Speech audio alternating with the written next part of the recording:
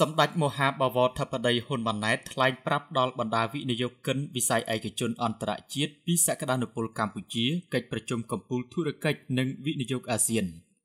សម្ដេចមហាបវរធិបតីហ៊ុនម៉ាណែតនាយករដ្ឋមន្ត្រីនៃកម្ពុជាបានអញ្ជើញជាអធិបតីភាពក្នុងកិច្ចប្រជុំកំពូលធុរកិច្ចនិងវិនិយោគ ASEAN Business and Investment Summit ក្នុងទីក្រុងហ្សាកាតាប្រទេសឥណ្ឌូនេស៊ីនារសៀលថ្ងៃទី4ខែកញ្ញាឆ្នាំ2023នេះនៅក្នុងពិធីដ៏មានការទទួលស្វាគមន៍បដិសណ្ឋារកិច្ចដោយលោកអាចារ្យរ៉ាជីត PM ប្រធានក្រុមប្រឹក្សាពិគ្រោះយោបល់ធុរកិច្ចអាស៊ាននិងអ្នកអង្គការគិតមេងប្រធានសភាពាណិជ្ជកម្មកម្ពុជានិងជាសហប្រធានក្រុមប្រឹក្សាពិគ្រោះយោបល់ធុរកិច្ចអាស៊ាន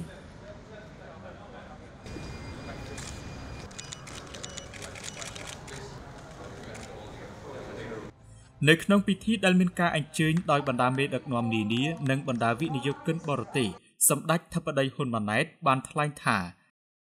is tightening, causing constant changes in regional and global economy and trade and putting greater pressure on peace, security and prosperity for ASEAN as a whole. The ongoing Ukraine war in particular has caused tremendous destructions to the Ukrainian people. Yet, far beyond the border of the war, we all directly and indirectly suffer the ripple effects ranging from the disruptions of supply chains and slower growth of the world economy. Ladies, Excellencies, ladies and gentlemen,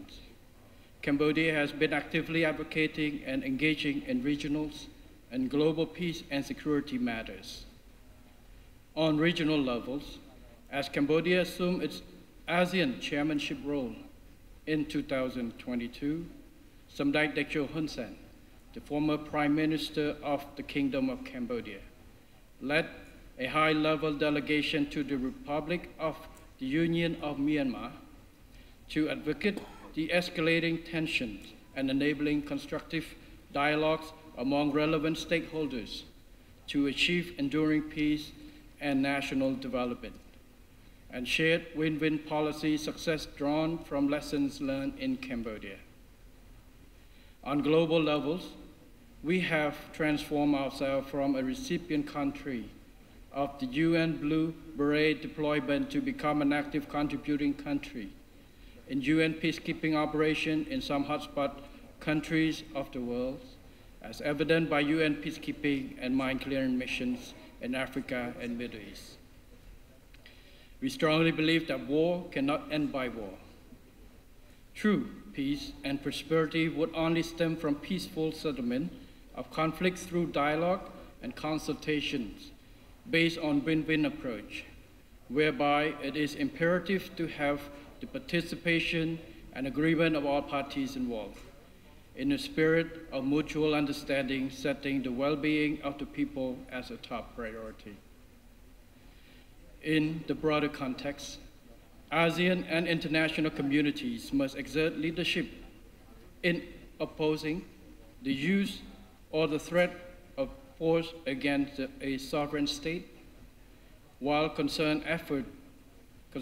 effort is indispensable. In the meantime, members of ASEAN and the United Nations must adhere to the spirit of independence, sovereignty, territorial integrity, equality, and non-interference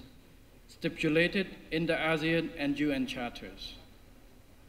Excellencies, ladies and gentlemen, ASEAN has become the fifth largest economy in the world. The success story of ASEAN has always been based on peaceful cooperations with active and proactive participation from the private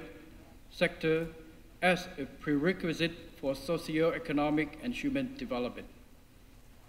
By having peace as a core fundamental value, ASEAN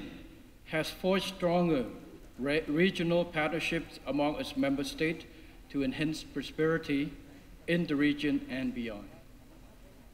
In this spirit, ASEAN must strive to strengthen its unity and centrality and advance the ASEAN economic community building process to sustain ASEAN as a region of critical importance and major center of prosperity, which can be equally and inclusively shared. In the current regional and global context, to achieve common prosperity, it is imperative that the strengthening and deepening of ASEAN economic integrations further contribute to narrowing the development gap within ASEAN itself. The promotion of intra-ASEAN trade and investment, in particular, ought to be meaningful and leave no one behind. To realize these visions, ASEAN must strive in a concerted effort to secure a timely conclusion of a better, forward-looking, and more practical ASEAN trade in goods agreement upgrade. Equally important, we ought to fully and effectively utilize the Regional Comprehensive Economic Partnership Agreement, or RCEP, while ensuring that the existing ASEAN Free Trade Agreements and economic cooperation with all ASEAN dialogue partners are still of critical importance and relevant for businesses and investors. Moreover, ASEAN should take full advantage of the change in economic architecture to become more resilient by accelerating inclusive ASEAN digital transformations, enhancing and participation of MSMEs in the regional and global supply chain, and being more forward-looking and adaptive to emerging issues such as climate change, food security, pandemic, and others. Ladies, Excellencies, ladies and gentlemen, Cambodia attaches crucial importance to peace, political stability, and security. From a country marked by decades of wars, Cambodia has been enjoying peace, and through peace has graduated into the lower middle income country status, having sustained its economic growth of 7% per annum. Cambodia therefore holds true that peace, political stability, and security are the prerequisites and core establishment for socio-economic and human development, without which basic rights and freedom of the people cannot be protected, much less prosperity and development. As I assume the premiership in this seventh term, the royal government of Cambodia has recently launched a new national overarching strategy called the Pentagon Strategy. The overall strategic mission is to safeguard and nurture hard-gained peace, and to accelerate national development to achieve the milestones of becoming a high-income country by 2050. This strategy has set out 5 strategic pentagons, including 1, human capital development, 2, economic diversification and competitiveness enhancement, 3, development of private sector and employment, 4, resilience, sustainable and inclusive development, and 5, development of digital economy and society.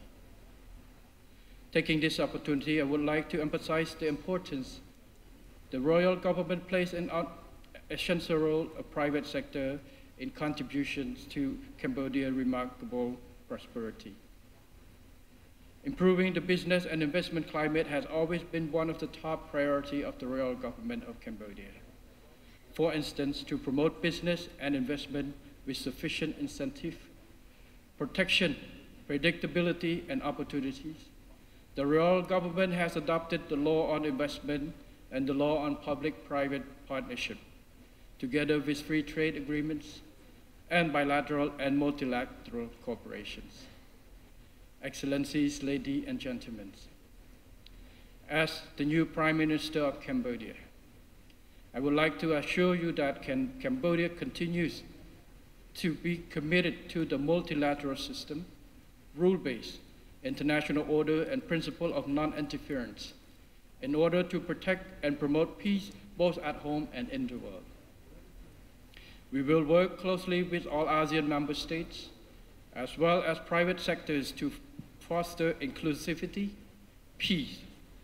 and prosperity in the region and beyond. Cambodia stands ready to welcome all prospective investors to the kingdom where opportunities are abundant. Finally, I wish this summit a great success and wish Excellencies, ladies and gentlemen, the four Buddha blessing of longevity, nobility, health, and strength. Thank you very much.